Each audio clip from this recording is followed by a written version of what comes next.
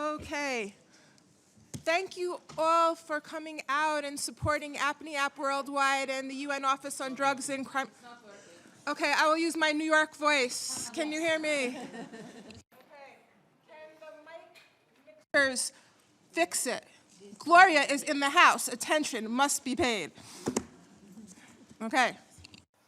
All right, well, I'm going to start anyway because what I say is not what people came to hear, but it's these other fantastic 9 extraordinary women. So I'm going to start now anyway and pray that the mics will work by the time our next speaker comes. So, it's working now? Okay, good. Excellencies, sisters and brothers, welcome. We're so delighted to see so many people supporting voices of victims of human trafficking, readings from Rivers of Flesh and other stories. Every bit intimidating as any brothel owner. That is how Pulitzer Prize winning New York Times columnist and author Nicholas Kristof describes the person who made today's event possible, and that is the indomitable Ruchira Gupta.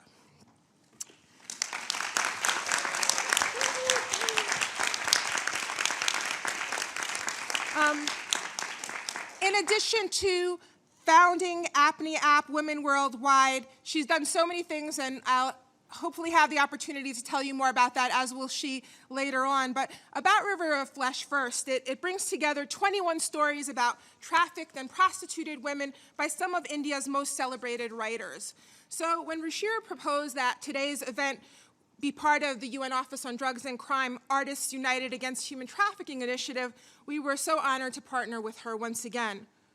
Art is a powerful advocacy tool to raise awareness, and we have always used art to complement our work. We hope the stories in Rivers of Flesh will move people to take action against the scourge of sex trafficking, including by supporting the UN Voluntary Trust Fund for victims of trafficking in persons, especially women and children, established by the General Assembly in 2010 as part of the UN Global Plan of Action to Combat Trafficking in Persons. That money goes to NGOs who are doing the work that we really need to be done on the ground in terms of reintegrating survivors, in terms of listening to their voices, in terms of providing them legal and medical and employment opportunities. So please, let's get the word about that trust fund out here today. And if you're inspired by what you hear today, make sure that trust fund is adequately funded. The first time I read about sex trafficking, we didn't have the word trafficking, we didn't have it as a crime, we didn't have a convention to cover it, but we knew it was going on. And how did I, as a 15-year-old Iranian-American girl living in New York, learn about that for the first time? And that was because of Gloria Steinem. And it was in her book, Outrageous Acts and Everyday Rebellions. Where is my bag? I still have the copy from when I was 15 years old here, and I want to take it out today. It's the big one over there, but we can look at that later. But it was in that book that I learned about sex trafficking, and unfortunately so many other, still have it, so many other scourges that it's sad that we're still working on these issues in the UN today. I wish this book wasn't as relevant as it is today, but unfortunately it remains so. And so our work continues. That book influenced me to make a change in my life and influenced me to take the course of action that I could and taught me that rebellion could be used in a positive direction. I was a 15-year-old high school dropout, and I learned that rebellion was a good thing. I saw on PBS on Finding Your Roots that you didn't know, Gloria, that your grandmother was a rebel, because women's stories often passed down generation by generation don't include the part of badass troublemakers. But that's an important part. UN, get ready. So our first, today we will hear from 9 women from different walks of life, but all of them very committed to this cause. We hope that the indelible mark Gloria's book made on me, Ruchira's book will make on all of you. I don't see how it could not. There's a book signing afterwards. I hope that you come out after to the bookshop downstairs and support that as well. First offense of a moderator, not shutting off your own phone. But we will also hear from today survivors, survivor leaders like T. Ortiz Pettigrew, and Samai Suleiman, a 15-year-old survivor of sexual enslavement at the hands of ISIL. Samai, we are so honored to have you here today. If only any of us were as courageous as you at the age of 15, that you can come here and tell your story. And also Rachel.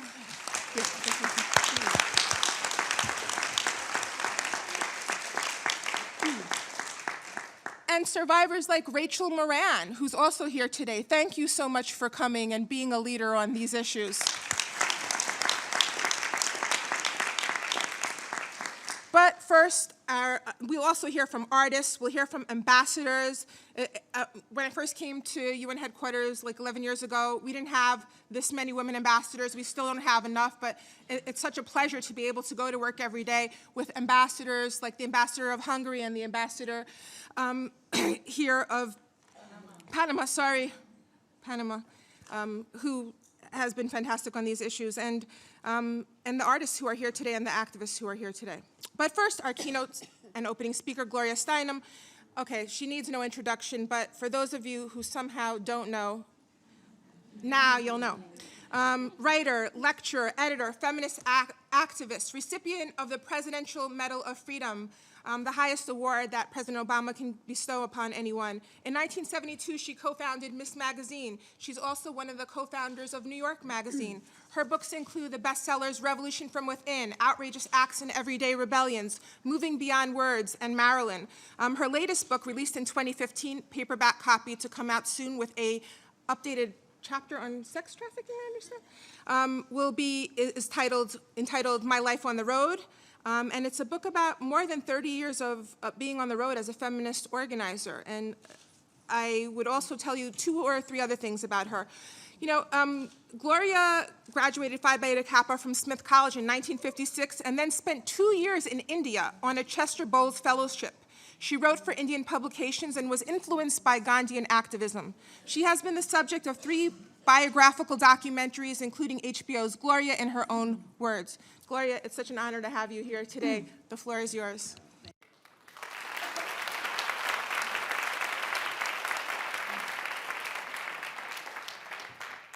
I think it's good to be in this room because we have just a hint of a circle here. So, true, we have the hierarchical setup back there, you know, which means we're looking at each other's backs and I'm looking at you, and hierarchy is based on patriarchy, and patriarchy doesn't work anywhere anymore. But we have, but these seats are a little, we have a hint of a circle, so I hope that we can feel as if we are in a circle and understand that each of us has some part of the knowledge, the solution, the insight, the understanding that will contribute to the whole. And we need our circle. I just want to remind you, first of all, that this is not a women's issue. Hello. This is not a children's issue. This is a world issue. I have been shamelessly exploiting the great scholarship in a book called Sex and World Peace, which I recommend to you, Sex and World Peace, because the scholars, and it's actually readable, though it's scholarly, have looked at absolutely every current country and proved that the single most important element or determinant of whether a country is violent within itself or whether it will be willing to use military violence against another country is not poverty, not access to natural resources, not religion or even degree of democracy. It's violence towards females. Not because female life is any more important than male life, but because it is what happens first. The patriarchal systems that came into this earth in the last 5% of human history, it's important to understand they weren't always there, the basis of it is controlling reproduction. And you can't control another a human being without violence. So it is really very organically built into these structures. And we may see it even in our homes, dominance, if not violence. We get the idea that it's okay for one group to dominate another, and that also creates a place for racism, for caste, for class, because we have been convinced that that's possible. So violence against females is basic in that way, and right now it has reached a point where, for the first time, there are fewer females on Earth than males because of all the forms of violence cumulatively, whether it is sexualized violence in war zones, sex trafficking, which is obviously, we all know, is bigger than ever before, preference for sons, which has created a daughter deficit and a son surplus in so many parts of the world, female genital mutilation, domestic violence in this country, in my country, which is enormous, it's murdered more women by their husbands and boyfriends than have ever been killed in any terrorist event, and also in the last 3 wars. I mean, so, I just want to say that it really is basic, and not to allow ourselves to get shunted off into some compartment as if, oh, that's over there. No, this must be part of every country's foreign policy. The easiest way to figure out how democratic and peaceful any group is to see, are there women there and how are they being treated? And that should be a measure in all of our foreign policies.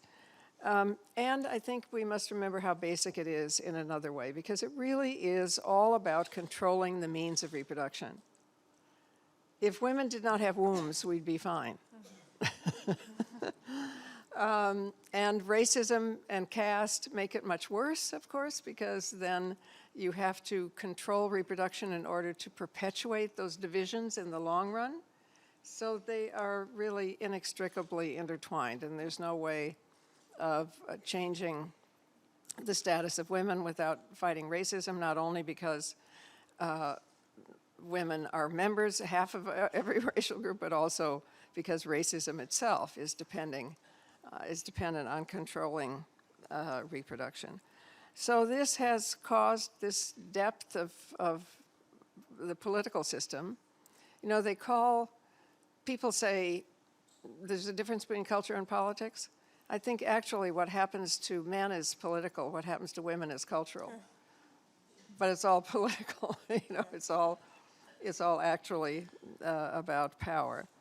And because of this emphasis on controlling reproduction, some women have been turned into, in a big anthropological sense, mainly the means of reproduction, and restricted, put on a pedestal.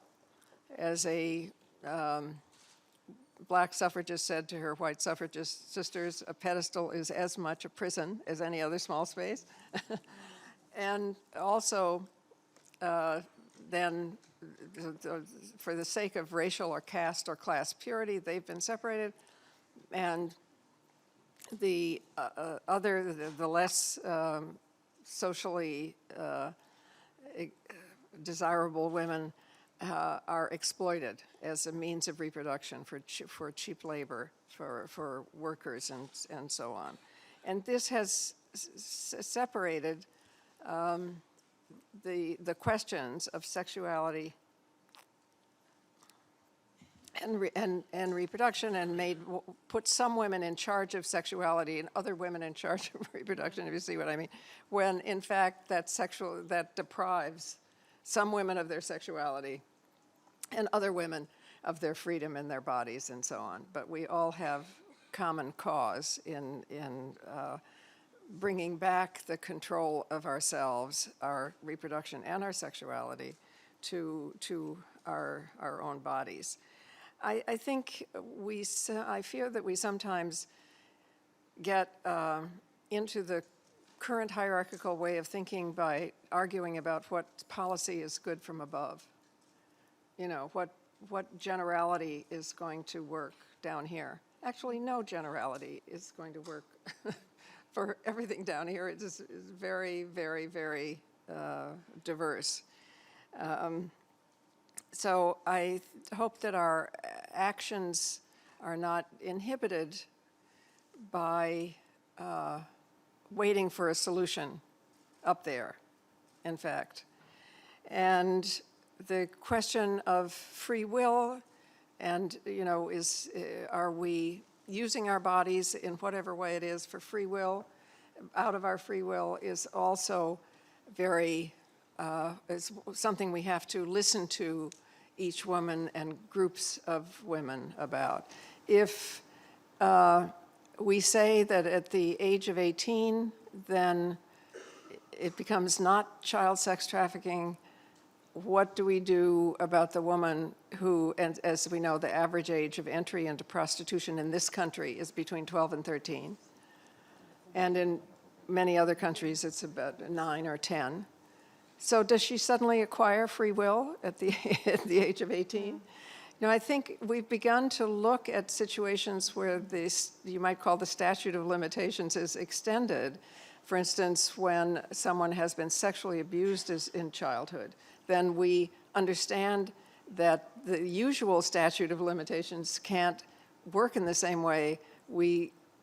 It's from the time that that person, male or female, remembers it, and then we need that kind of subtlety in looking at the question of what is free will. Do we have the right to use our bodies in any way we wish? Absolutely. But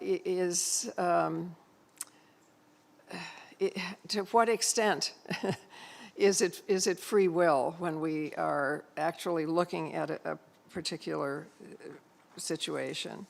So, I think that what's very helpful to me, speaking for myself, about the so-called Nordic solution, or what I think of as the third way, is that it is more nuanced. I mean, we have spent a lot of time arguing about legalization versus criminalization, right?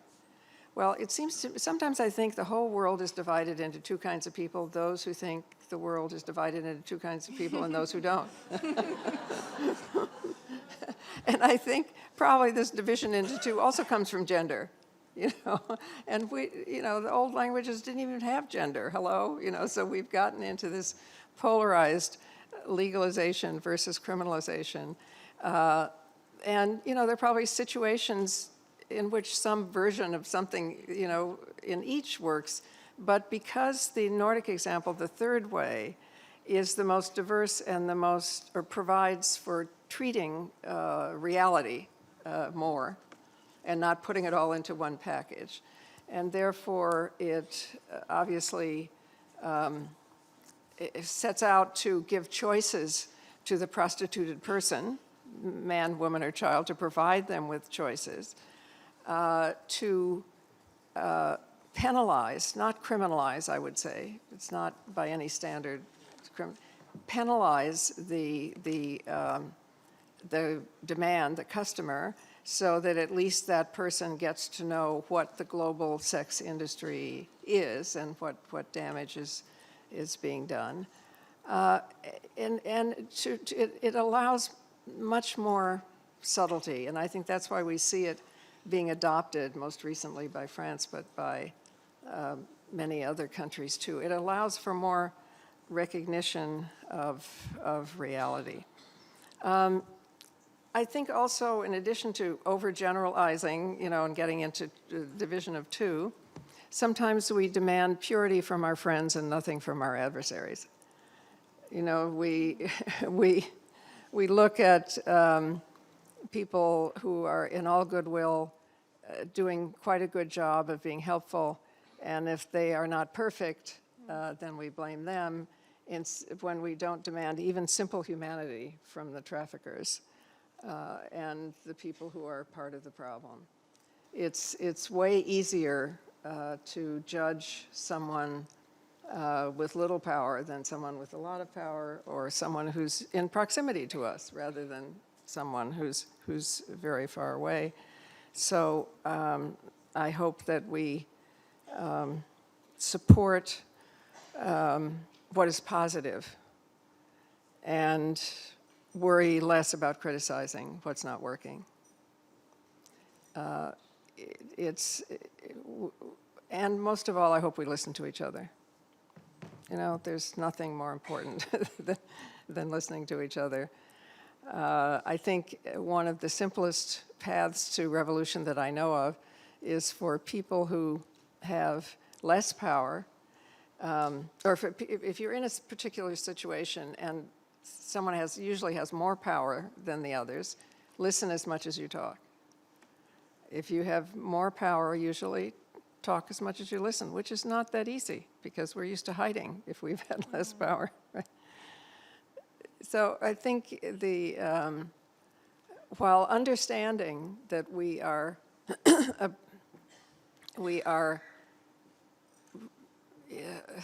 dealing with something that is fundamental to every government, to the human race, to our relationships in our families, to the way we raise our children, that is mega, it's also deeply personal and reflected in the way we act every day.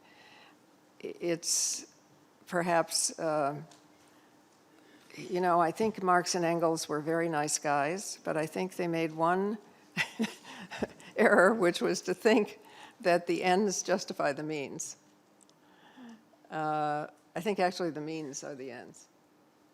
So I hope that if we don't worry too much about what we should do, but do whatever we can and make what we do reflect the ends we want, that we will all get there together and we will truly be in a circle and we will help to broadcast the voices of so many people for whom all of you are speaking, and you know, and the realities that you know, that cannot be in this room at this moment, but that we will help to empower, to find voices, and not to be objects sold in a global trade, but to be the unique, individual, valuable human beings that each one of us is.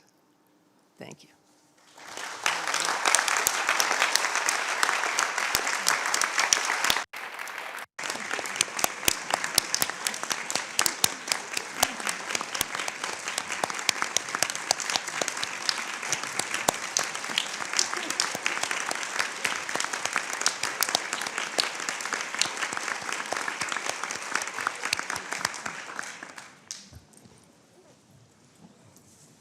Thank you so much, Gloria.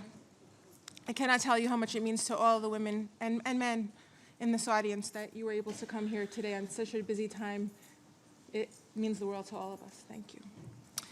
And now we come to Cristina Gallach, the dynamic UN Undersecretary General for Communications and Public Information, who will deliver special remarks. USG Gallach came to the UN with over 15 years of experience as a journalist, as well as distinguished service in government. She has done an outstanding job in helping UN agencies such as UNODC extend our outreach to the creative community. We are grateful to her and her team for their invaluable leadership in our joint efforts to combat human trafficking, especially trafficking of women and girls. She has also been a great source of encouragement to myself and other women in the UN, and we are all grateful to her for being there to encourage us. Thank you, Simone.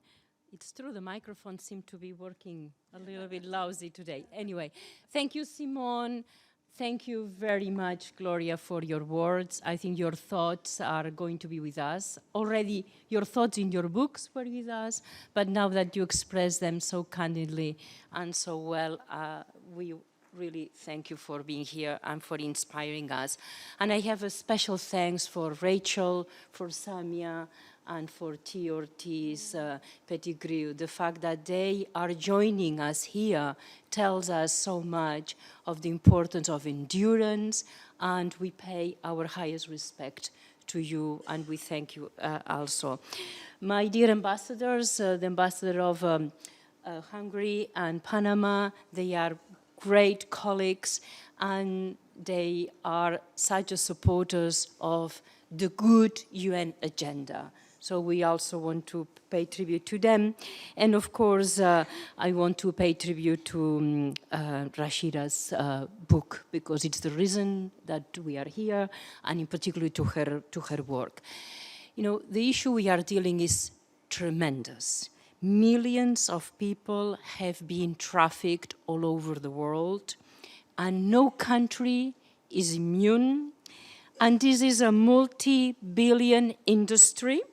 And according to your agency's statistics, which are extraordinarily painful to read, women and girls account for 70% of the trafficked victims overall. Women and girls also account for 97% of those trafficked for sexual exploitation. We have so much to do. And let me tell you, dear friends, we have some instruments now with us, long-term instruments, which is the new UN Development Agenda.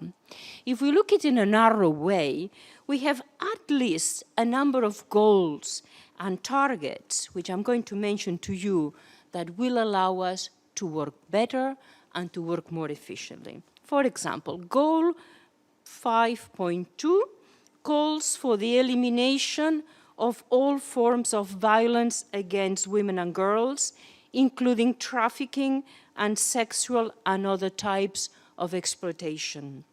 Goal 16.2 calls for the end of the abuse, exploitation, trafficking, and all forms of violence against torture of children. And goal 8.7 calls for the eradication of forced labor, including child labor and the use of child soldiers. We have the way ahead of us, and now we must act. Leaders of all the UN member states agreed on this agenda, and now we have to promote it and make them accountable, and all of us have to do what Gloria was saying to us. What can we do to implement this agenda?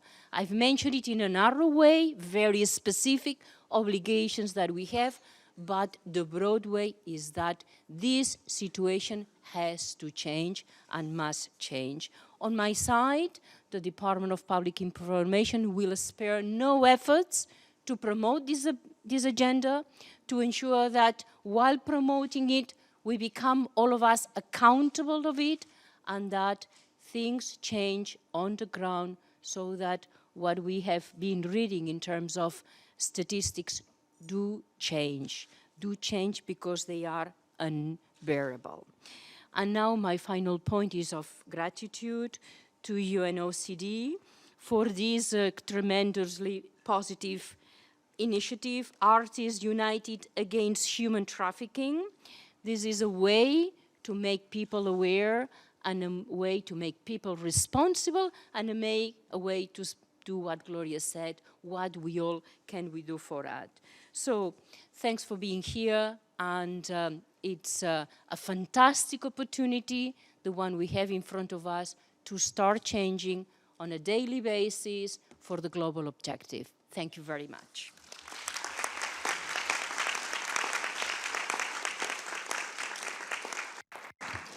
Thank you, USG Gallach. And some of the figures that you cite from UN Office on Drugs and Crime Global Report on Trafficking in Persons are quite startling. I'll give you one more startling figure. 41% of countries reported in our global report no convictions or fewer than 10 convictions for trafficking per year. Unconscionable. Impunity reigns. Why do we have a global report? Why? Because many of you sitting in this audience, Ruchira, Taina, many of you that I see here today, fought for a global plan of action to combat human trafficking. Soon, the General Assembly will review, it will appraise that global plan of action. And that will be in a high-level meeting that will take place in the first week of October 2017. Soon, the next President of General Assembly will appoint co-facilitators, will appoint 2 ambassadors to review what have we done since 2010 to implement that global plan of action that applies to sex trafficking, that applies to trafficking in humanitarian and conflict bases. We haven't done much. We have a trust fund, we have a report, we have some better coordination within the UN, we have some better awareness, but we still have survivors on the ground who are not getting any assistance. So I hope one of the concrete things you can do, besides buying Ruchira's book and sharing it with others, buy it for others. Many of you were preaching to the converted. We know that.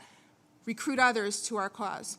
Another thing you can do is make sure that this appraisal of the Global Plan of Action has the same periodicity, has the same outcome document that we do for things like the counterterrorism strategy, that we do for the Global Program on Youth, so that it is serious and all of us who work so hard to get that plan adopted, we're not doing it for naught.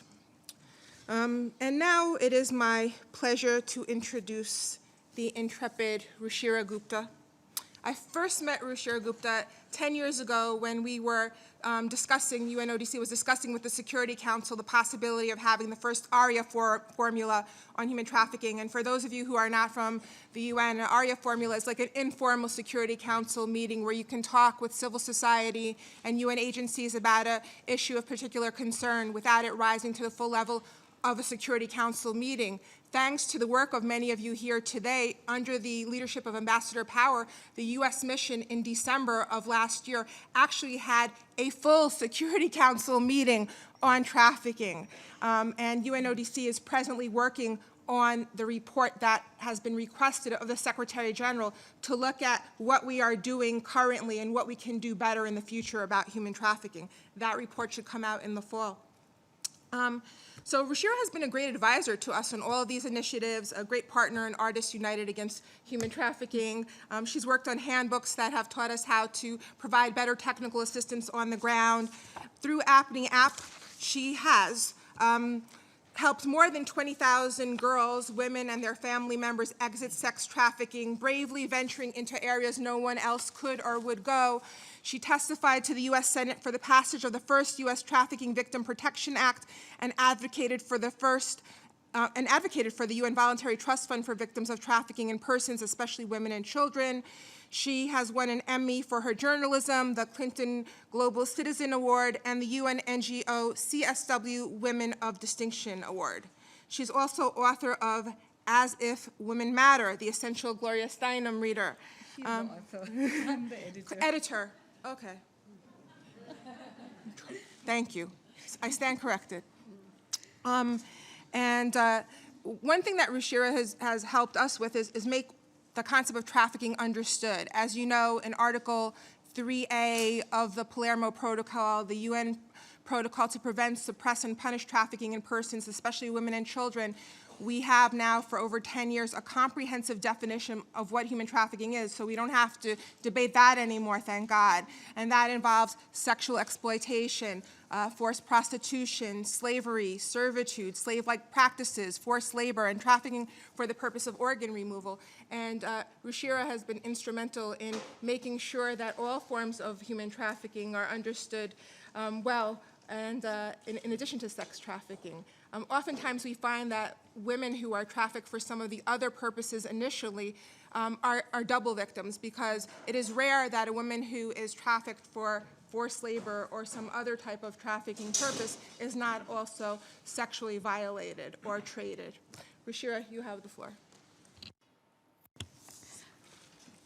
Thank you, Simone, and thank you, UNODC, Yuping, who's sitting behind me quietly, and so many friends and supporters who are sitting in the room today, besides the ones on the panel. I can see right in front of me Dorchen and 2 Rachels, Jessica, Taina, I can see Melina, and I'm sure there are many more people who I can't see who are in the room, who have created this movement over the years. I was just a journalist 20 years ago. And I was walking through the hills of Nepal when I came across rows of villages with missing girls. And I began to look for the answer to that phenomena, that how could so many girls be missing? And that answer changed my life, because I found that in my generation, in my lifetime, in my country, modern-day slavery existed, and there was a smooth supply chain from these villages to the brothels of Bombay. And I ended up making a documentary on the subject, won an Emmy, and then journalism felt too limiting, and I wanted to do something more. Went back to the first circle that Gloria was talking about, circles. I went back to the first circle of women who had helped me make the documentary by telling their stories in Bombay's brothels, and showed them the Emmy. And I said, what can we do? And they said, can't you help us? I said, I don't know how to help you because I'm just a journalist. I know how to tell the story, but I'm not a social worker. I'm not a doctor. I'm not a lawyer. I don't know what to do. So they said, but you know English, and you have access to money and networks, and through that you can help us. And I promised I would, and on that premise, Apne Aap was formed. Apne Aap means self-empowerment in Hindi, and it was based on two Gandhian principles. One was called ahimsa, which is non-violence, that we would practice non-violence to ourselves and to the other, because prostituted women are victims of violence to women, but also the customers who buy them violate something in themselves before they violate the women, and therefore they are more violent. And the other premise was Antodaya. Antodaya means uplift of the last, and this is based on Gandhiji's notion that whenever we embark on any action, we must think of the weakest person we know and how that action can help the weakest, most marginalized person we know regain control of their destiny. And so with that very ambitious idea of regaining control of the destiny of the weakest person we knew, in this case, the 13-year-old in a brothel, or sometimes a 19-year-old, 23-year-old woman in a brothel, we began Apne Aap, and started with a very modest room in a brothel district in Bombay, a community classroom, hired a teacher and started putting girls into school, preparing them for schools, and then negotiating in circles of women with the first 22 women in prostitution, going to the principal, begging, crying, pleading, and saying, these children are children too, and can you not admit these daughters? And the principal relented, because the circle is strong. And fast forward now, Apne Aap has moved from Bombay because the red light area there has shrunk. Other NGOs have come in. And the first generation of women that we worked in, their daughters are now in colleges. Some have jobs. The first 22 of them, most of them have died. Only one is alive, and she too has AIDS. But their dreams live on in their children. And Apne Aap has helped more than 20,000 girls, women, and I must mention, and their family members. Because what we try to do is deep community engagement and start from the bottom and hope to transform the top by listening to the women, sitting in circles, and the women and girls often tell us they cannot sustain the change if their family lives also don't change. And so we've been trying to do that slowly, and in a very sustained way, many losses, many failures, and still continuing. And today, I'm here to share with you one more political tool that we've created besides the voices of women who are survivors, who are prostituted, who are sitting in this room today. And the circle has, of course, grown bigger from the first 22 women in prostitution that I described to you. Rachel is here, T is here, Samia, who I hope to get to know better over the years, is here. And it's just such an honor that the circle is growing and I'm part of it. I'm just so happy. And, at that time when we began work, we didn't even know we would achieve it. But we keep inventing different methods. And sometimes the women in brothels are so silent, they cannot speak up. So I look for ways to remind us who that last, most weakest person is. Because very often when we get caught in the corridors of power, or when we begin to do big policy initiatives, we forget and we don't know how to imagine the last person. It's very, very hard.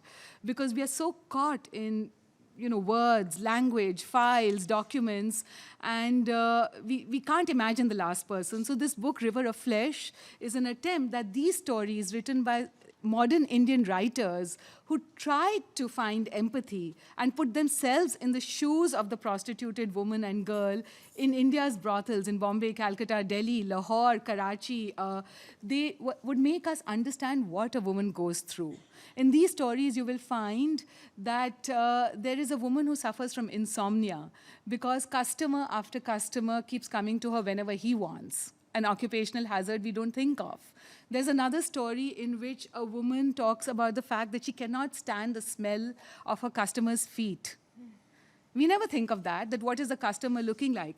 And the reason I did that was that very recently, Amnesty International, Human Rights Watch, and a few other organizations have actually said that they wanted to legalize pimping and brothel keeping. And I am extremely worried that they don't know what a woman or a girl goes through.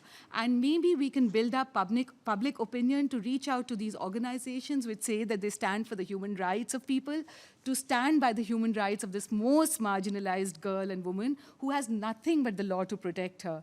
And if pimping and brothel keeping is legalized, then those who exploit her will get away with impunity. So this is just one more attempt, and this large circle of people sitting here, exactly what Simone said, that think about the fact that read the stories, share it with other people. Each story will definitely make people understand what goes on in a woman's life. And I'm so grateful to Gloria because she has been a source of inspiration to me, and that she came in the middle of writing her own chapter and 100 other things which are going on, that she's here because she taught me also that, let's not think about what we can do. Many of you will feel the problem is like a tsunami. 3 million prostituted women and girls in India, it's so poor. How can we do with it? How can we deal with it? Let's accept it as inevitable and just tinker with reducing the harm. But what Gloria told me was that, no, we have to think about the fact that, we don't have to think what is the perfect thing we can do. We have to do what we can, and that will bring about change. And over the years, I've tested that truth, because I was skeptical when Gloria said that to a group of slum women in Delhi a long time ago. And that truth works, because if you do what you can, here we are today. From the time I made Selling of Innocence 20 years ago, we have a UN protocol, we have a US law, we have budget allocations for NGOs, we have survivor leaders like Rachel Moran, T, who's ran a campaign called There's No Such Thing as a Child Prostitute, Samia, who's going to listen to them and understand what you can be to break the silence and what it does. So, the circles are growing and there's a lot of hope. And I want to end by just mentioning that as you go through these stories and as you listen to all the panelists, and in whatever walk of life you are, ambassadors, teachers, doctors, lawyers, NGO activists, civil society leaders, remember a story by Gandhi. A British reporter once asked him that, Mr. Gandhi, why do you always travel third class? And he said, because there is no fourth class. And I want you to think of that 13-year-old as the last, and think about that fourth class that you can travel, because that will make all the difference in any action, any policy you do. Thank you.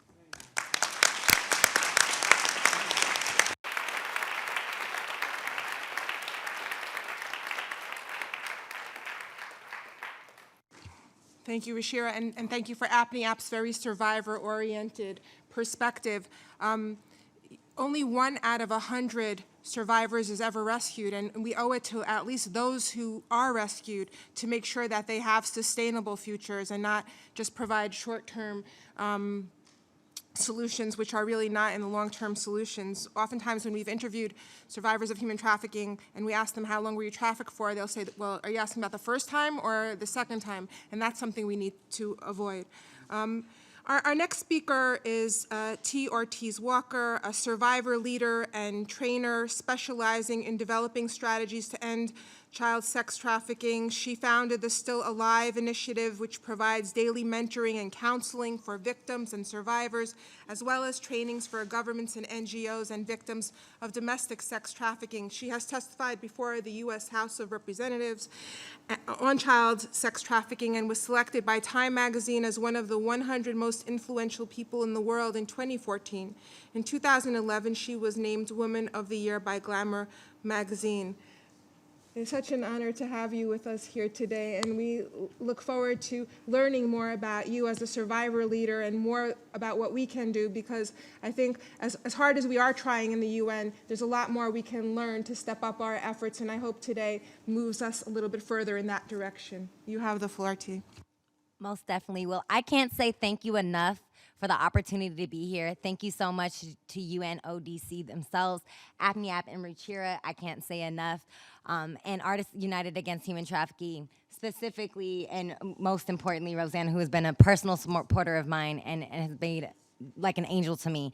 And lastly, I would really like to say thank you, Samia, because I also know what it means to be up here and to share your story and to be transparent with this. And you are really a hero to me, because I, at the age of 26, couldn't imagine doing this at the age of 15 when I was in it and I was just out. So you are remarkable and you are braver than I could ever imagine. And we all have our hats off to you, baby girl.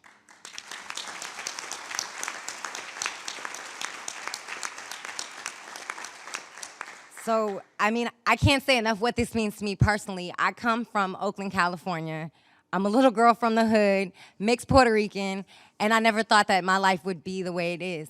I mean, I'm sitting here on a panel with Gloria Steinem, the Gloria Steinem, and I can't say enough what it means to know who I was as a little girl who once felt like I just wanted to die and I no longer wanted to live, to be liberated and to be able to walk in the path behind someone so remarkable who has made such change. And for me to be able to distinguish myself not only as a professional who advocates on behalf of human rights and women, girls, and people of color, but as, you know, a survivor, to be able to distinguish myself, you have made that path so much easier. So I thank you for that. This is so important to me. I mean, I can go on and I can ramble, but this is so important because as I speak, there are multitudes of young people who in this very moment are suffering, that are being bought and sold on the streets, in brothels, you know, in the back of papers, in various ways. And so what this means is this is another chance for us to remember and reach out and make a change for those young people who are being affected in this moment right now as we sit in this room. You know, I think what a lot of people don't realize is people ask, you know, how does someone become vulnerable for sex trafficking? And everybody thinks it's this, you know, whole idea of like taken and you're just gonna get, you know, kidnapped and all that. Well, a lot of people don't realize that specifically for children, the vulnerabilities are some challenges that are somewhat simple challenges that everyday Americans face. Succumbing to environmental pressures, trusting the wrong people, having lack around clarity around places to go for help. You know, these all attribute to vulnerabilities of children and mostly overall for women and girls who are affected by sex trafficking and even young boys. I think one of the most important things is that we use the term survivor as if, you know, I am separated or removed from you, or you are separated and removed from me. I think the most important perspective and the most important thing is to remember is that we are all survivors. We have all been through some sort of oppression, discrimination. We have all been done unjustly in one way or another. And if we can find the opportunity and the energy to invoke empathy and understanding and comprehension to a survivor of sex trafficking rather than sympathy, we can make amazing strides. You know, again, I think it's dealing with this humanistic perspective, seeing it as in how all of us, you know, have things that can make us vulnerable, and also being able to share it with empathy rather than the lens of sympathy. This is something that crosses barriers, it crosses international lines. It's something that's true in every country, you know, and I think that one thing that was so remarkable that you said, Gloria, today here was that it's easy to judge someone who has no power, and what we need to do more is give these survivors power, and that's essentially what I and many of us and everyone here is trying to do. You know, I think that I read Ruchira's River of Flesh, and it was so impactful to me because people don't realize how this all ties in, and it's all the same. You know, I read a portion of The Last Customer, and the story of hopelessness and confusion of that young person was just the same as the story of hopelessness and confusion as a girl in America, in India, in Bulgaria, in Hungary, you know, all of these different places. And so to be able to see it through that eyes and that this is all relative. You know, we understand that those who do this work needs to be intentional because this work is meaningful and impactful. So it's so important. We have to focus on demand. We understand that there's exploiters. We understand that this is an atrocity. We understand that this is happening to young girls. But if we don't focus on the root of demand, then we are not going to make any change. So it's all about really addressing that root issue of supply and demand.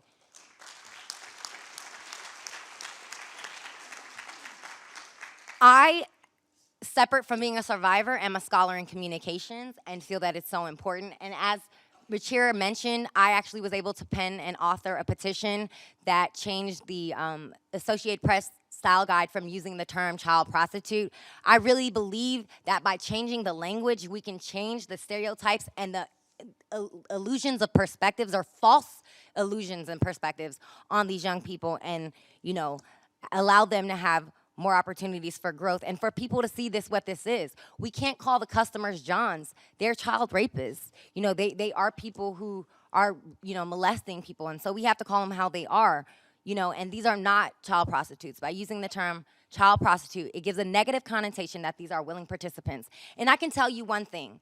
At 15, I was confused, and I did not see my you know, victimization. And if you would have told me at 15, I'd have cussed you out and told you I wasn't a victim, because I didn't know what that meant.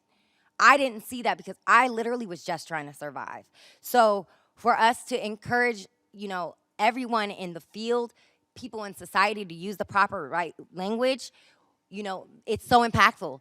A place like this, a place like the UN that has such leadership, I very much, as a survivor, as a professional in this field, encourage you to avoid using the term sex worker, as I don't believe that is proper language. Nobody wants to be a sex worker, and nobody says, when I grow up, this is what I want to do.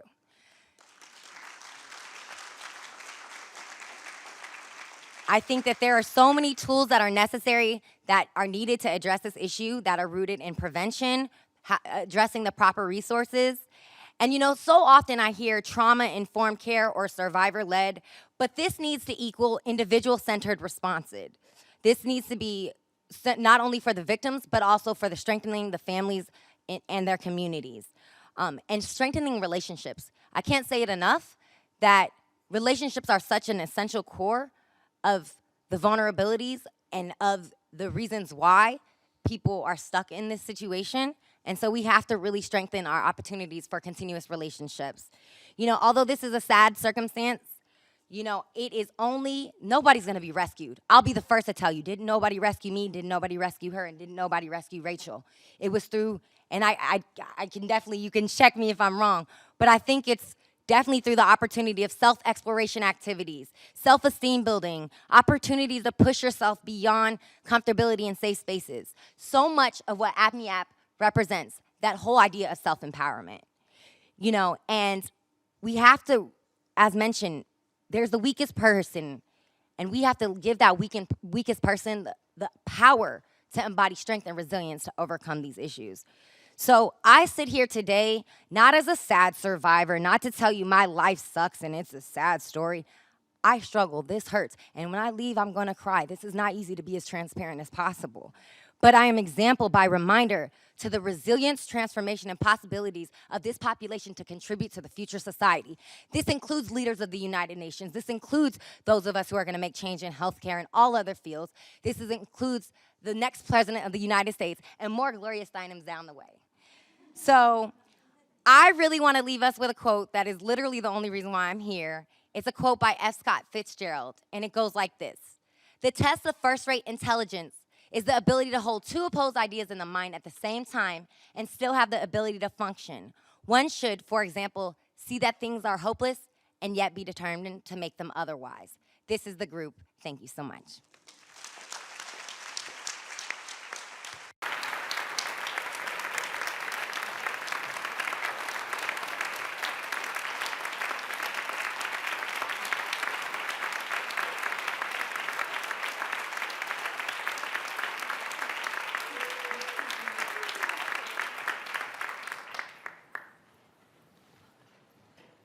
Some of us in the UN can take some communication skill training from T. Ortiz, I think.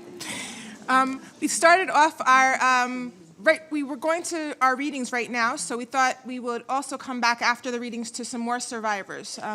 But first we're going to go to our first reading. We have the honor of the actress-director Rosanna Arquette, an anti-sex trafficking advocate and supporter of Apne App. She has appeared in over 70 films. You all know the films that she's been in. But as a director, I really commend you all to see her film, Searching for Deborah Winger. Outstanding expose of what it's like to be actress in Hollywood. Okay, one can say, well, I should wish I had such problems, but until there's gender equality in every aspect of our work, we are not going to get where we need to be. The culture, the attitudes, the wage differences, the exploitation of women in that and other industries is endemic. And to have the courage to make a film like that, I'm sure it wasn't easy, but it was fantastic, and I enjoy that film very much, and I hope all of you get it on Amazon or Netflix or wherever you can find films these days. In addition to all her films, I also, still to this day, remember her performance in The Executioner's Song, which is something that was really a mind-blowing film that she did. She's directed other films as well. I won't go into all of her credits, but a few of them I'll just mention. Pulp Fiction, Baby It's You, Crash, The Big Blue, Buffalo 66, and Martin Scorsese's After Hours and New York Stories. It's such an honor to have you with us in the UN, and thank you for being such a strong leader in Hollywood. Thank you so much.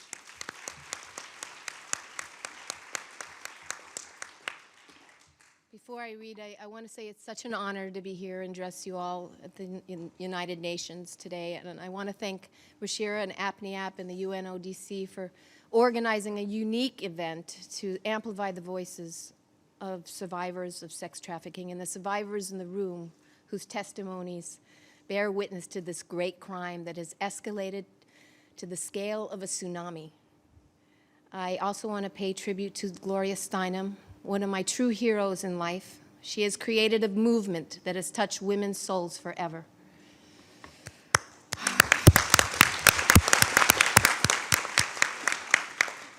In Los Angeles, where I live, you can buy a 10-year-old for lunch. In Los Angeles.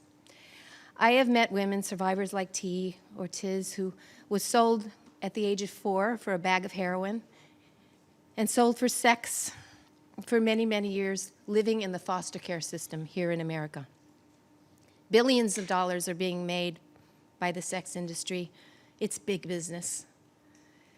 The profits are staggering. The advertisement is mainstream. It's so mainstream, in fact, a commercial for Anastasia.com popped up while I happened to be watching the Republican debates. Just wanted to see what they had to say. It played a few times. Your own European escort. Really? Are you kidding me? This is a commercial for prostitution during the debates for the presidency. What is going on? But it doesn't stop there. Girls are sold in hotel rooms, conventions, sports, film festivals. Pimps find young flesh on social media. I beg the leaders of our world to help prosecute pimps and protect children. We can't look the other way anymore. I met Ruchira a few years ago, and we immediately connected on many levels, and I'm so grateful for our friendship. Her incredible work as an advocate against sexual slavery for the most marginalized girls and women in the brothels. Brothels of India has inspired me. A breast cancer survivor, a visiting professor at NYU, a founder of a grassroots anti-trafficking organization in India, Apne App, helping thousands of girls and women trapped in prostitution. She's a writer and a journalist. Nothing stops Ruchira from getting her message out to the world.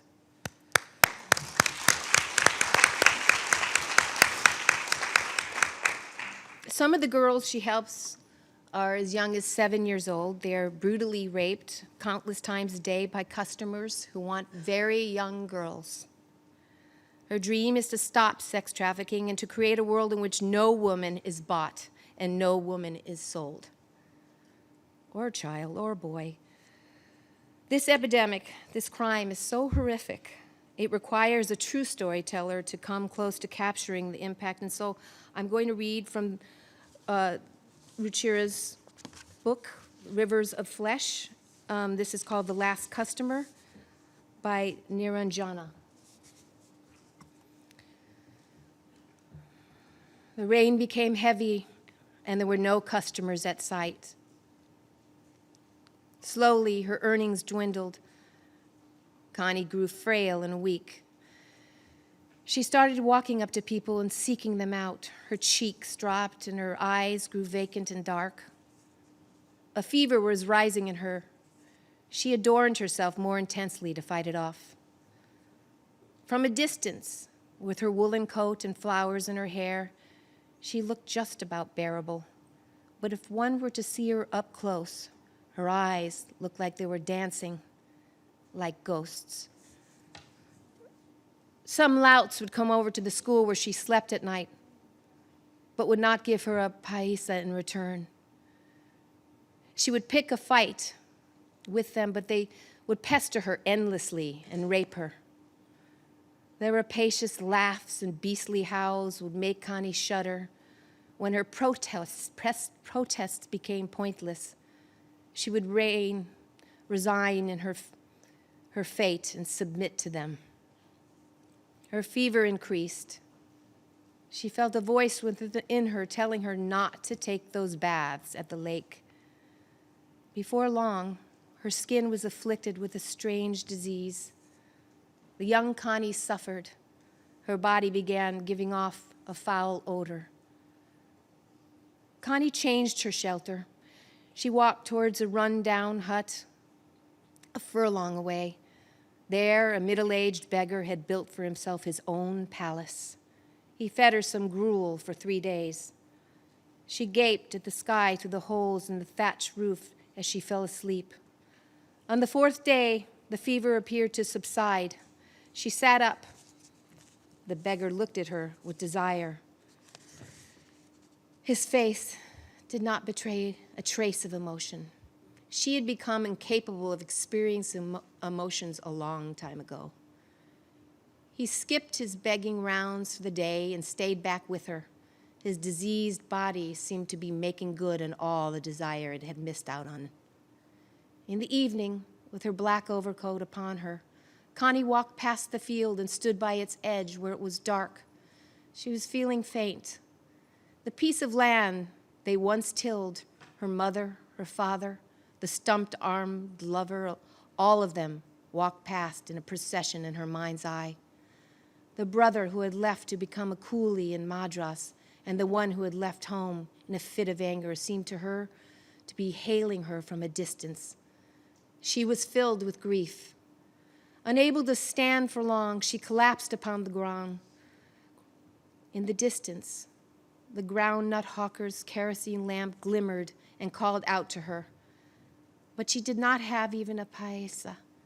She wanted to snatch fistfuls of groundnuts and gobble them up, but she'd not have the strength for it. It was 1 in the night. Before long, it turned past. Everyone who was strolling near the fountain left for their homes. Connie looked at each one of them with beseeching eyes. A man stood there alone.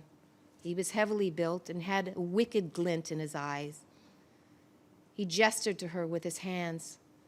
Connie stood up with great effort and pulled herself behind him. He seemed to be new to this. He pinned her just by the side of the shrubs. Connie tripped, and a guttural sound escaped her. This irritated the man. He was quickly on his feet, brushing himself. He spat at her with scorn. Connie tried to sit up, but she had no energy left. He spat at her again and left without paying. Connie opened her mouth as if to wail loudly, but no sound emerged. She tried to stand up again, but could not manage it. He was walking away with quick strides. Finally, she managed to find her feet. She chased him like a mother would chase a villain stealing her child. She wailed in her hoarse voice and kicked up a fuss. He was running away without paying her. She was beseeching him with her babble to not deceive her. She was crying out to him, saying, "Do not cheat me of tomorrow's meal." He looked back at her with dread. Some people were still around. What if they heard? What if someone came up and tapped him on the shoulder and asked him to explain himself? He stopped abruptly and returned.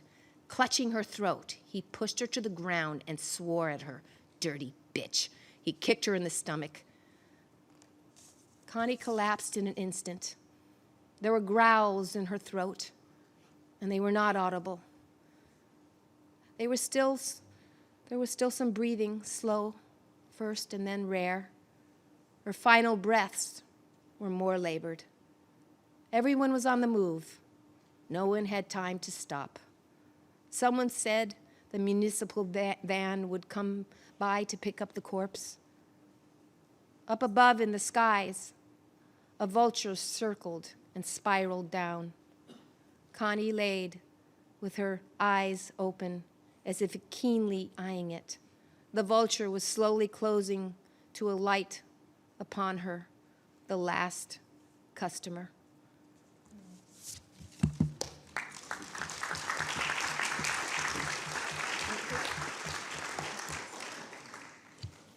Thank you, dear Rosanna.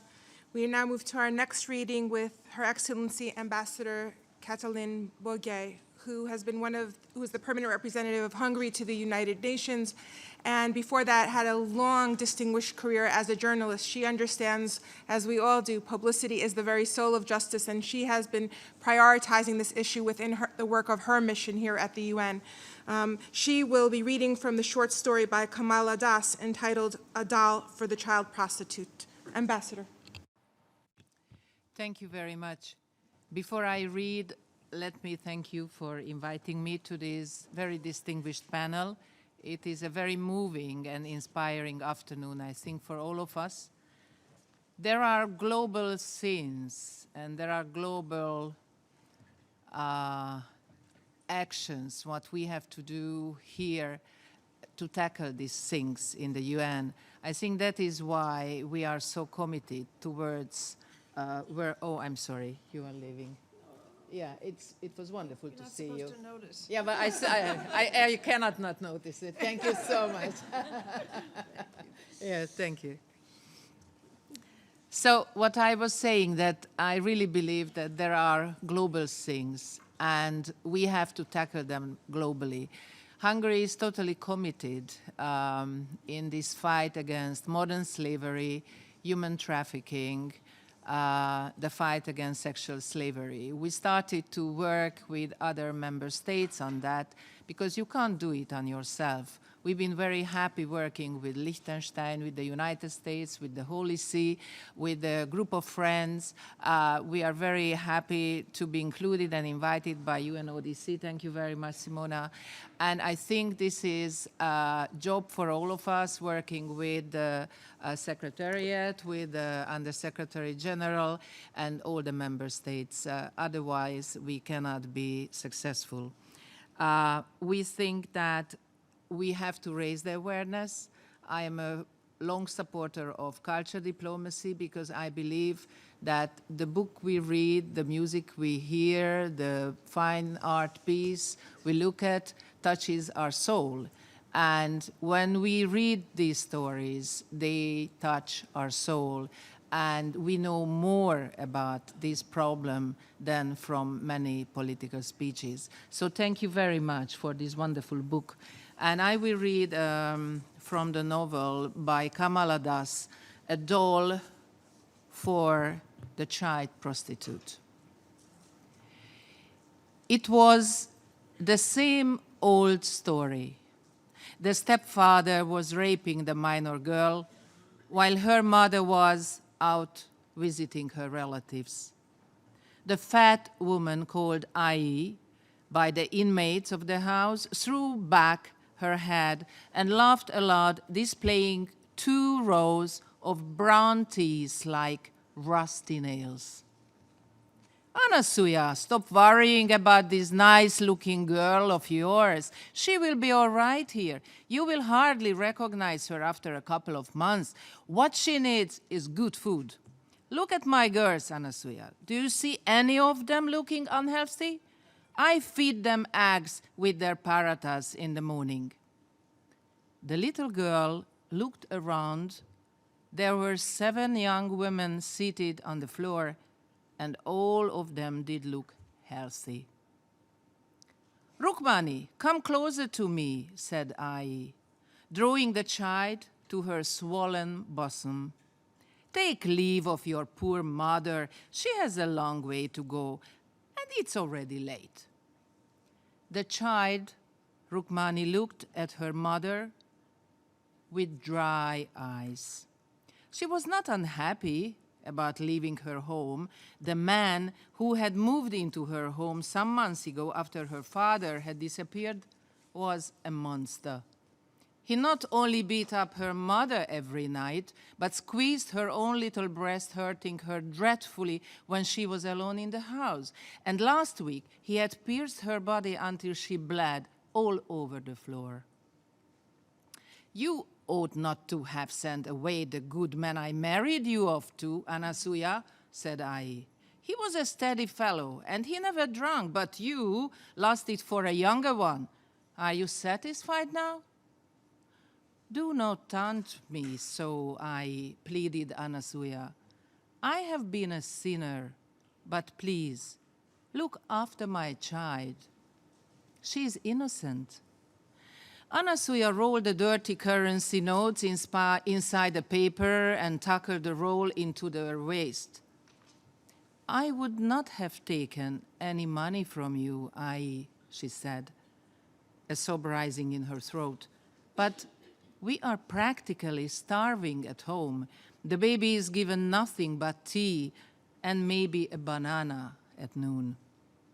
When she left the place and walked towards the bus stop, the child Rukmani watched her, leaning against the bars of the porch. Finally, when her mother resembled a tiny green spot and dissolved with the other colors in the distance, she turned back to look at her new mother. Sita, another inmate of the house, dragged Rukmani into the corridor of the house, which was dark and had a steamy smell. Then she was taken to a hall where young women were sleeping on reed mats. One of them was wearing only a short skirt, which had slipped up to reveal the cheeks of her buttocks. Rukmani looked away in disgust. Oh, this one, she is utterly shameless. She is Radha, Sita said. She has a bad temper. Don't be careful with him. Sita pointed to a mat in the corner of the hall. That is where I sleep in the day, she said. You may share that mat with me.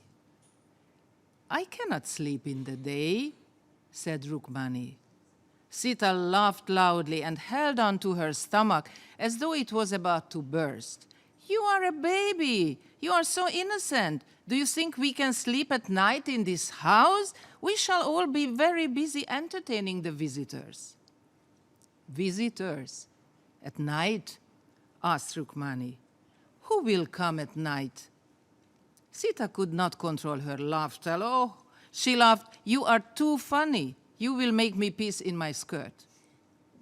Rukmani kept her satchel of books on the mat meant for her and Sita. Men come to do things here, said Sita. What things? Asked Rukmani. She was thinking of her stepfather and the pain she had experienced when he climbed atop her on the floor. You will find out soon enough, said Sita. Obey them, or I will starve you to death. Do whatever they want you to do.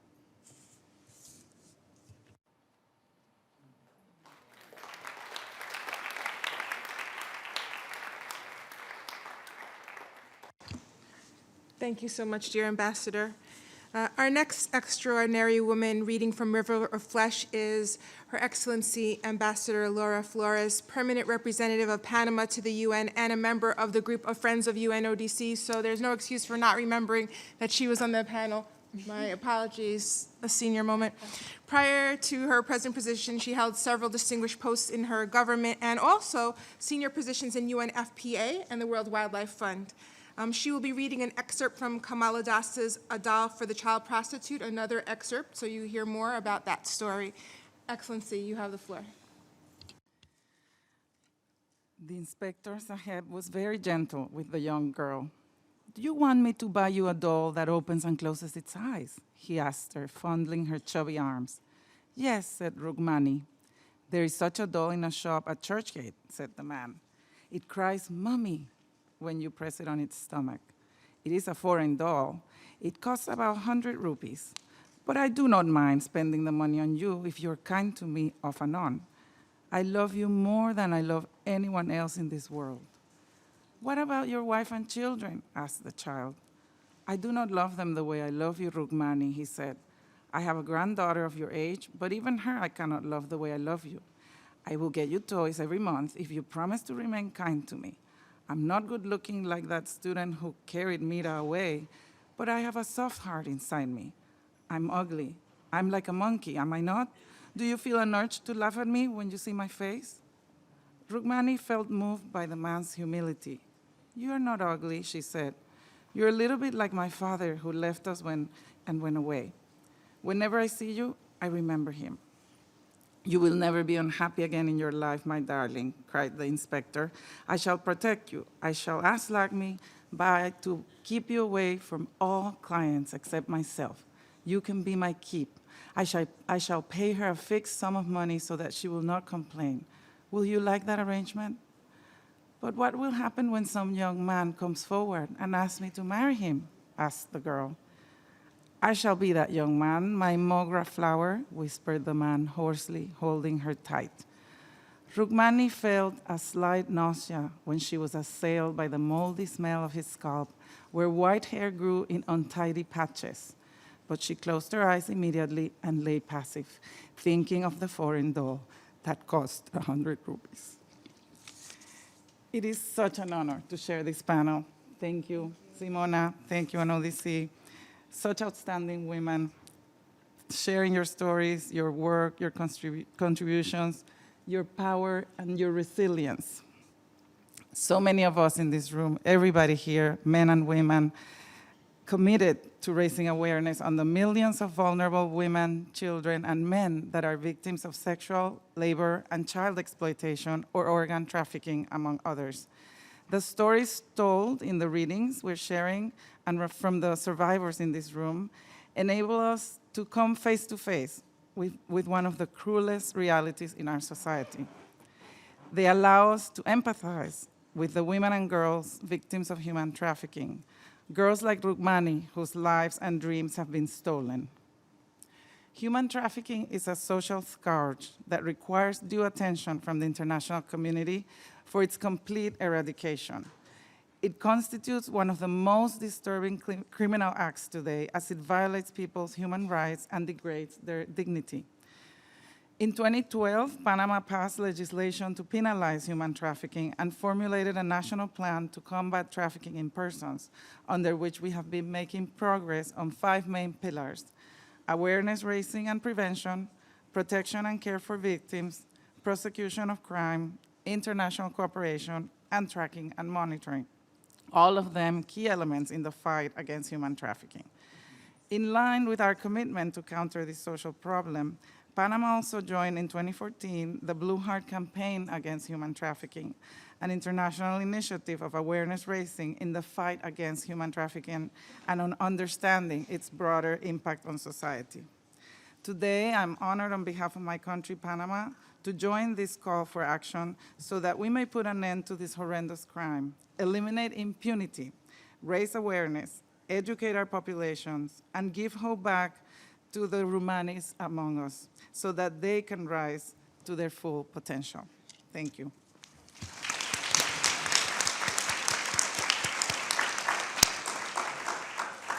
Thank you. We only have the room until 2:50 by special dispensation from the Security Council. So we're going to hear from Reshma Shetty, the wonderful actress of screen and stage. And then we're going to go to two of the survivors from the floor to have the last word. Also, the group of Friends United Against Human Trafficking wanted to make a statement, so if everybody goes fast, hopefully we can get to them as well. So you have the floor. Sorry for rushing you.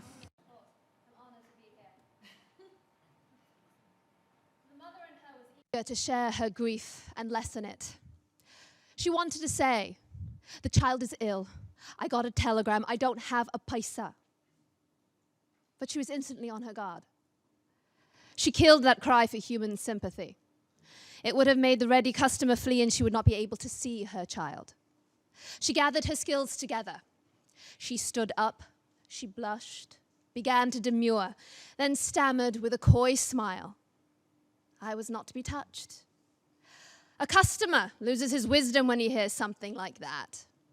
He does not haggle over money, but takes a woman at her price. This she knew. That is why she lied. And a dagger plunged into her heart. Oh, really? He said. 5 rupees.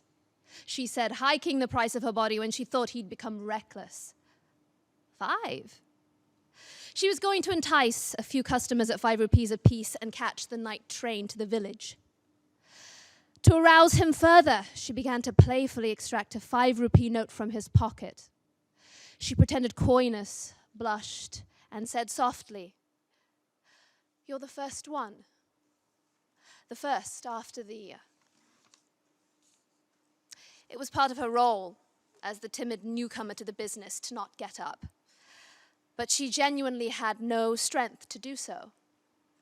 "Stand up," he urged her again. She shook her head. He kept on insisting, she kept on refusing. He loved this stubborn, bashful bride. He stuffed a 2 rupee note in her hand and, thrusting his hands under her armpits, hauled her up, urgently insisting, fobbing off her refusals, putting money in her hand as he went. He undressed her, garment by garment. When there was not a stitch on her, her fist was bulging with money. After that, he did with her all that he wished. With every act, he gave her money. She began to feel the effect of Haji Malang Baba's powers. She accepted the money with devotion. She told herself her body was a stone and endured unspeakable horrors. She now had enough money to take her to the village and back and pay for medications and liquor. She gave up her entire body to his perverted lust. Her strength ebbed away. Her endurance left her at 0. She lost consciousness. Her fist, which had been locked tight, loosened. The wad of notes in it fell down.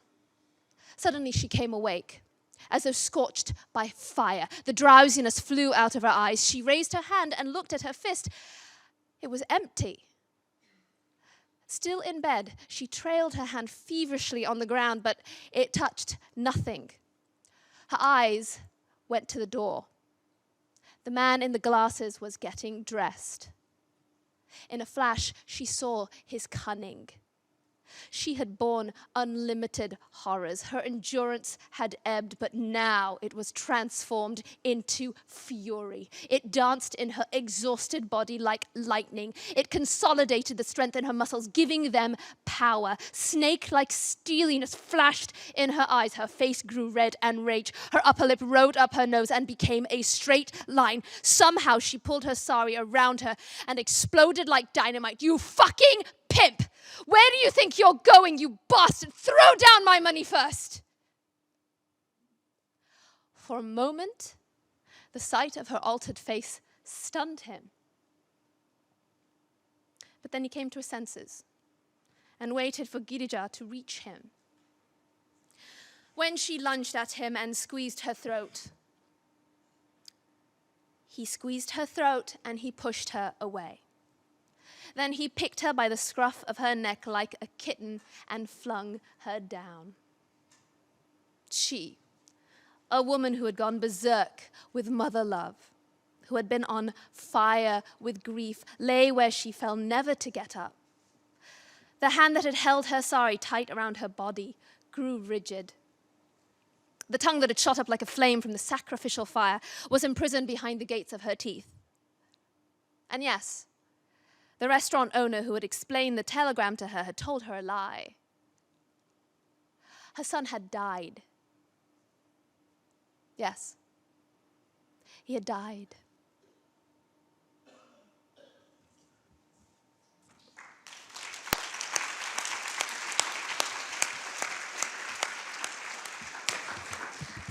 We're going to close with two survivor leaders' perspectives. The first being 15-year-old Samia Suleiman, who was a victim of sex trafficking by ISIL at the age of 13 for 6 months and 12 days. Samia, we're so honored to have you here. Please, we'd love to hear from you. Abid, I understand you will be translating for Samia. I'm not sure if this is working. Okay, good. ناویم سامیا سلیمانە ئەمرێم 15 ساڵن My name is Samia Suleiman. I'm 15 years old. سێما 2014 داعش مناطقی شنگال گەلێک برن و ئەزوو عایلێمیژی پێڕە On August 3rd, 2014, ISIS attacked our area's Yazidi homeland, and they took me and my family as hostages. هەزاری ئێزی دیارە گرتن و تەڵبادین لێکردن بسلما ببن یا بسلما ببن یا کوشتن We were not the only ones. They took thousands of Yazidis, especially women and girls, and they enslaved them. گەلێک مێری ئێزیدی کوشتن گەلێک ژن کوشتن گەلێک زارۆژ داکا قوتکردن They executed the men and they kept the women and kids and young girls. ئەزش داکامە قوتکردم عمرێمە 13 ساڵ بووم ئەس برمە مالەکەیدا و اختصابم مڕەکردن و دەست و چاوێ مشداندن و شغڵا پیسم مڕەکردن They separated me from my family, from my mother and my grandmother, and I was 13 at the time, and they considered me as spoils of war, and they sold us to each other, and they raped me and other girls that were enslaved with me. هەزارێکی چێز دیا عمرێوان 7 ساڵ 8 ساڵ اختصاب کردن ژداکا قوتکردن زاروتمە ئێز دیا عمرێوان 4 ساڵ 5 ساڵ ژداکا قوتکردن برنە معسکەرا شێر پێکردن They had a market for Yazidi girls as young as 8 and 7 years old were being sold between ISIS members, and they transferred them inside the ISIS territory.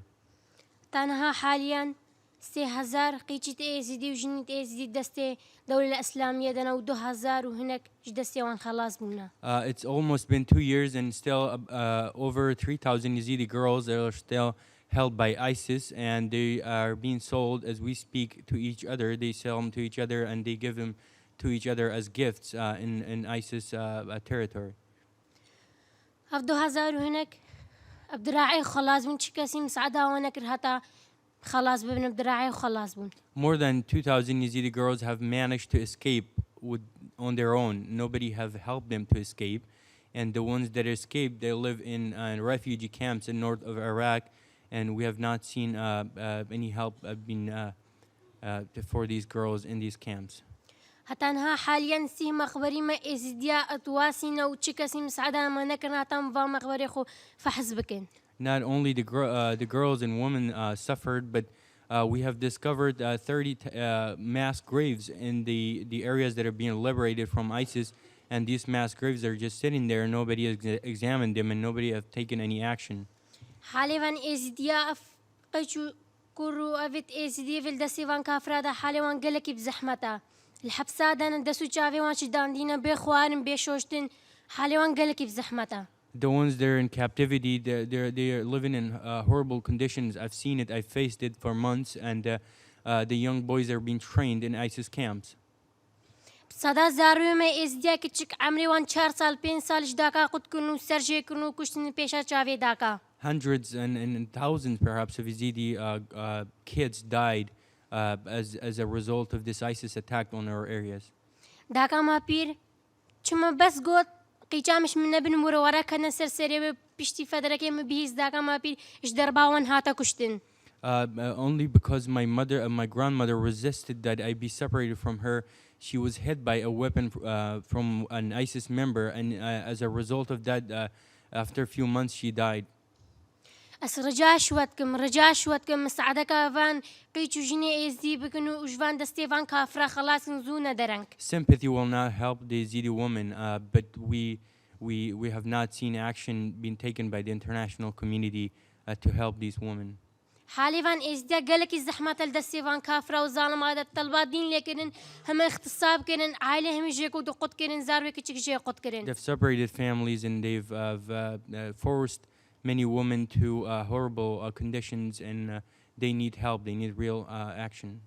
أفقيتي ما إزدي فيش دستيوان دركاتين هات 2000 هناكن هتانها الكامبادنا مساعدك شوارنا شو علاجك شوارنا شو دوي حالي ده نهار. The ones that have managed to escape, they do really need treatment. They do really need some help. أس رجاء شوتكم ملفات جنوسايد زونا درنكش إزديا رفقنو إزديا إيش في حالي دريخنو إزدي جبر حرية خو بين نفسها في بشري همشكي. I urge the international community and here at the UN to take some steps and implement the genocide that it was committed against the Yazidis, and help the Yazidis live in dignity and go back to their areas and provide some protection for them. سقالي ممنوع وما يروح وهمشكا عسكر. Thank you so much for listening.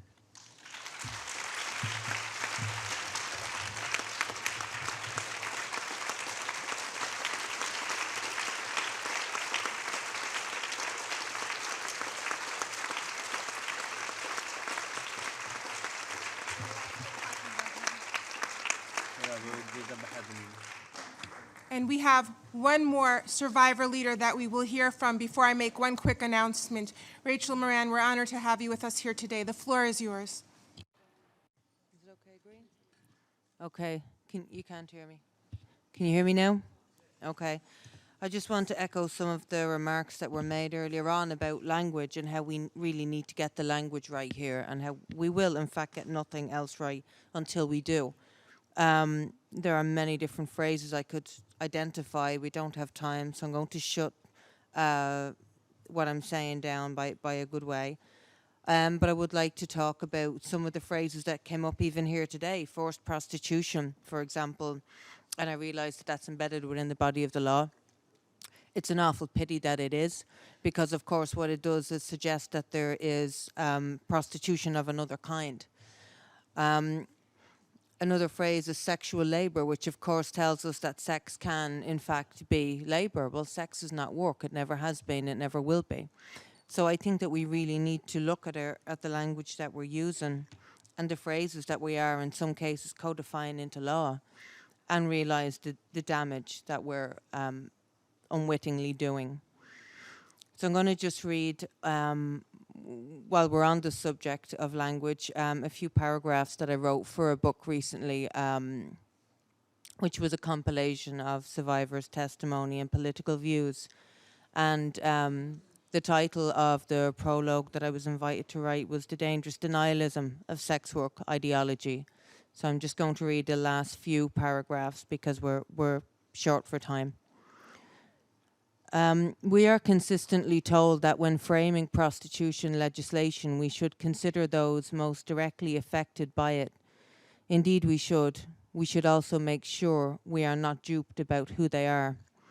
Those in the front line of the effects of prostitution legislation are not only those who are currently in prostitution, they are also those most vulnerable to it.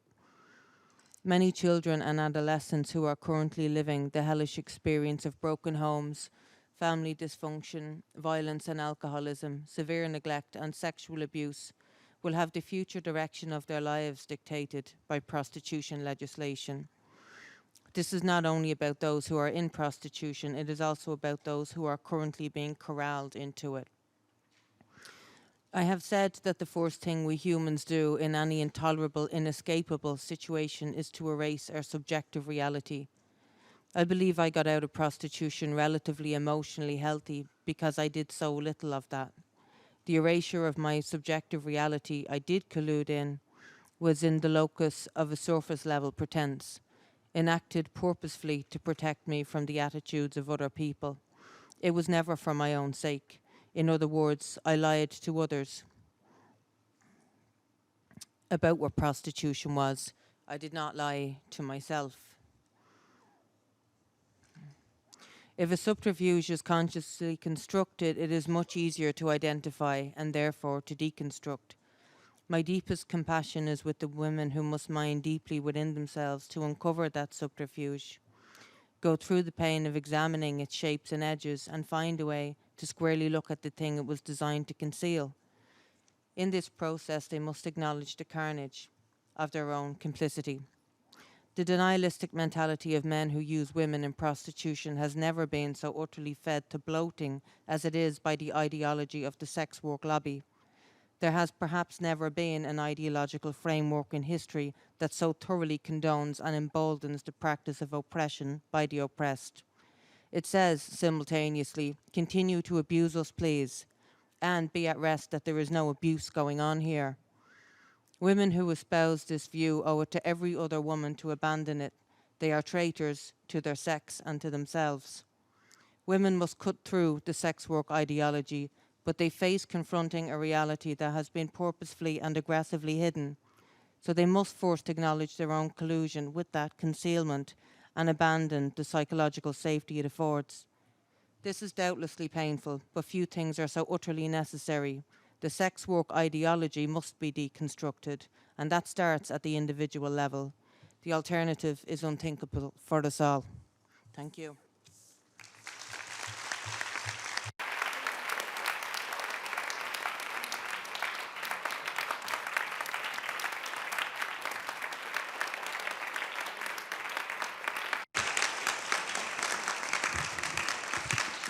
Okay. These are all various perspectives, and nothing should be taboo to be discussed in the UN. And I say to you, we all have different views on this, and that's what the UN is for, to convene and discuss this and not shy away from these different views that we all have, because in the end, our goal is all the same, to make sure that survivors like Samia, like T. Ortiz, like Rachel, don't have to come here to the UN to tell these stories. It's not an easy thing. We salute them for their courage in doing so. We salute those of you in civil society for doing so. We thank Allison Adams of Apne App, Yuping Chan of the UN Office on Drugs and Crime for working tirelessly to make this event happen. Now the Security Council is going to really come after me and Ruchira if we don't get out of here fast. So I ask that you all quickly go to the bookshop where we can continue this discussion in the visitor's entrance, and do so with a swiftness. Thank you.